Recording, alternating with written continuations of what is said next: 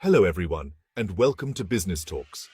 Today I'm diving into how you can start your own import business from China to Pakistan. Let's break it down step by step, shall we? First off, understanding the market is crucial. Know the product you want to import thoroughly. Let's say it's mobile covers.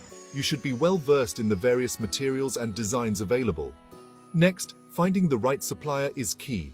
While platforms like Alibaba are popular, I recommend digging deeper. Try 1688.com for direct access to manufacturers. It's in Chinese, but the prices are significantly lower, and they offer trade assurances just like Alibaba. Now, about payments and quality control.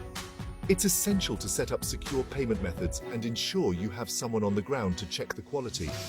Don't transfer large sums without proper verification. Documentation can be daunting, right? Well, if you're starting small, don't sweat it. In Pakistan, custom agents can handle most of the paperwork for small quantities. But as your import volumes grow, you'll want to consider official registration to streamline processes. And lastly, connecting with reliable sources. Since most Chinese suppliers use platforms like WeChat, start establishing connections there. It's about building trust and ensuring you can communicate effectively to avoid any dadus, or in business terms, missteps or misunderstandings. And there you have it, folks.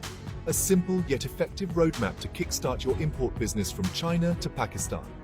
Remember, success in import-export lies in meticulous planning and strong relationships. So take that first step today, and who knows? Maybe you'll be the next big name in the import business.